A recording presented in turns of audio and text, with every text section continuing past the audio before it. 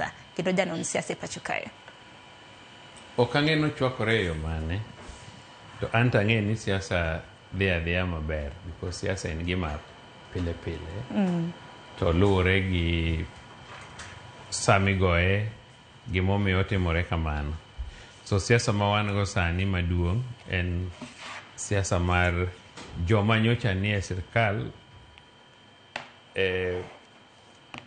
kombe madongo kaka jalup ker manyocha ogol gi bunge, former attorney general gi joma moko mowuok e sirkal mo join opposition kendo gin gi siasa magigoyo against sirkal manyocha gitiyone.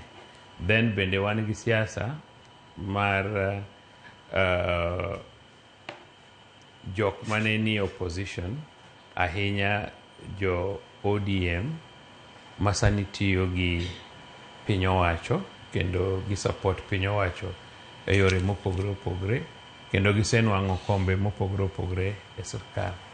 So mane ma ng'ato nyalo wacho ni siasa chwakore but ok ochwakre. En mana step achiel kiwuokie tidhi e step mar ariyo. Ing'en wadong' gi higa achiel titimo yiero maduong'.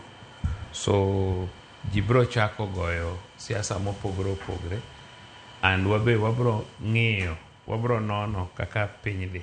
Nwach siasa ka iwacho ni onge osiep matigita mok unyal were siasa, to bende onge enmity munyalo bedo go against one another e siasa. So inyalo ng'ani kata na joma oringo go kiny kendo inyalo duogo. So positions keep on shifting kalure gi gima ngere wacho ni interests. Nitie community interest, nitie personal interest, but ahinya ochakore gi interest mar an individual. Ni dwarango and ibet kure. And siasa ka joma principles ema safa. Joma feel siasa ka joma chunygi ni nono maonge principles. Manya yanyo wadgi kawuono kinyo pako the same person.